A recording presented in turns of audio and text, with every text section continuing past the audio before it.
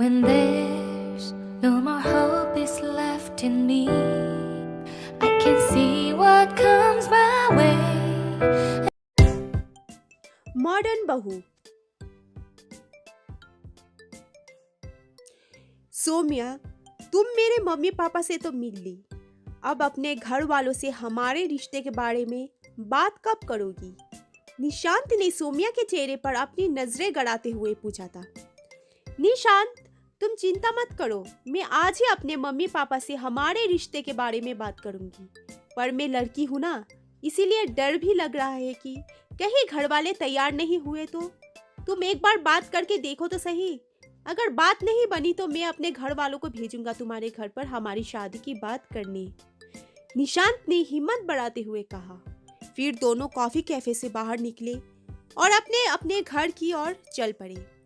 सोम्या पूरे रास्ते एक ही बात सोच रही थी कि जब वो अपने मम्मी पापा से निशांत के बारे में बताएगी तो वो लोग क्या सोचेंगे। घर पर तो जैसे बम से फट जाएगा। वो घर पहुंची तो उसके मम्मी पापा दोनों पास बिल्कुल सामने ही सोफे पर बैठे मिले। सोम्या मन ही मन सोचने लगी कि इससे अच्छा मौका मुझे फिर कभी शायद नहीं मिलने वाला। हिम्मत करके अब मन में जो है वो बता देना चाहिए। माँ, पापा, मुझे आप दोनों से एक जरूरी बात करनी है। सोम्या डरते डरते अपने पापा से बोली थी। हाँ बेटा, बोलो ना, क्या बात करनी है तुम्हें? उसके पापा ने मुस्कुराते हुए कहा।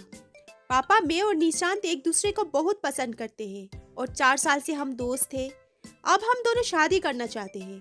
तनिक संकोच के साथ डरते डरते वो अपने पापा से बोली थी। ठीक है बेटा, जब तुम दोनों एक दूसरे को पसंद करते हो और जीवन भर साथ रहना चाहते हो तो हमें कोई दिक्कत नहीं है इस रिश्ते में। मैं और तुम्हारी माँ कल ही निशांत के घर जाते हैं तुम्हारे रिश्ते लेकर। सोम्या के पापा मुस्कुराते हुए बोले थे। दूसरे दिन सोम्या के सारे घर वाले निशांत के घर गए। निशांत के मम्मी पापा ने भी इन लोगों के स्वागत में कोई कमी नहीं छोड़ी। शादी के संदर्भ में दोनों पक्षों में खुलकर बात हुई और फिर निशांत और सोम्या की शादी तय हो गई।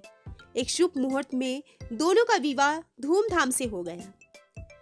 5-6 महीने तो सब ठीक ठाक चलता रहा। फिर एक दिन सोम्या अपने सासू माँ से बोली, मम्मी जी, रसोई में मसाले खत्म हो गए हैं, बाजार में मंगवा दीजिए। तब सासू माँ बोली, बहू, मैं तो हाथ से ही पीस कर इस्तेमाल करती रही हूँ। साबुत मसाले रसोई के डब्बे में रखे हैं, उसे सिलबट्टे पर पीस कर इस्तेमाल करो। ना बाजार से मेरे लिए आए थे पीसे हुए मसाले, ना तुम्हारे लिए आएंगे। सासू माँ की ये दो टूट बातें सुनकर बेचारी सोम्या अपने कमरे में जाकर बहुत रोई।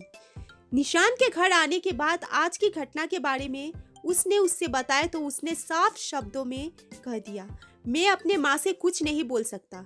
दूसरे दिन रसोई का काम निपटाने के बाद सोम्या कपड़े धुलने के लिए वॉशिंग मशीन लगा ही रही थी, तभी सासू माँ वहाँ आ गई। अरे बहू, तुम मशीन में कपड़े धोने जा रही हो क्या? जी मम्मी जी, सोम्या बोली। हाँ, तो गिने चुने 4 कपड़े धुलने हैं, उसके लिए मशीन लगाने की क्या जरूरत है? वो तो तुम हाथों से भी धो सकती हो। फालतू में बिजली फूकने के लिए क्यों तैयार बैठी रहती हो? सासू माँ ने कड़े स्वरों में कहा था। बेचारी सोम्या यह सुनकर अवाक रह गई। वो मन ही मन सोच रही थी, ये कहाँ फंस गई हूँ मैं। अब वो रोने लगी। कुछ देर बाद शांत होते होते उसने ठान लिया था कि मम्मी जी की इस छोटी सोच को बदल कर ही रहूंगी मैं। दूसरे दिन सासू माँ के उठने से पहले ही सोम्या रसोई घर में गैस वाला चूल्हा हटाकर उसने वहां पर मिट्टी का चूल्हा रख दिया। उसने किसी से लकड़ी मंगवा ली और उसी से खाना बनाने लगी। जब सासू माँ सोकर उठी तो पूरे घर में धुआं ही धुआं देखकर उनको बहुत गुस्सा आया और रसोई में जाकर सोम्या पर चिल्लाने लगी। अरे बहू, ये तुमने क्या कर रखा है? पूरे घर को काला करोगी क्या? सोम्या की सासू माँ गुस्से से बोली थी। अभी तो वो सिर्फ चूल्हे के लिए ही चिल्ला रही थी। इतने में उनकी निगाह कोने में रखे जाने वाले फ्रिज पर गई। वहाँ फ्रिज की जगह पर मिट्टी की सुराही रखी हुई थी।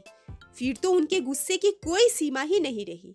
तभी सोम्या उनसे लिपट कर प्यार से बोली, मम्मी जी, मैं यही तो आपको समझाने की कोशिश कर रही थी कि आज के समय में गैस चूल्हे पर खाना लोग इसलिए बनाते हैं जिससे समय की बचत होती है। फ्रिज में सामान इसलिए रखते हैं जिससे घर में रखे खाने पीने के सामान खराब ना हो।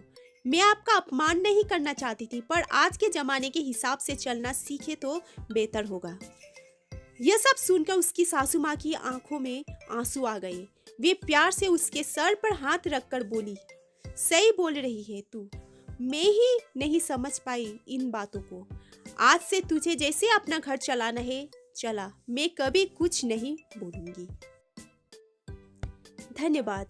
आप लोगों को अगर मेरा कहानी अच्छा लगा तो एक लाइक कीजिए, शेयर कीजिए, कमेंट कीजिए और हाँ, सब्सक्राइब करना ना भूलिएगा। मिलते हैं ऐसे ही अगले कहानी।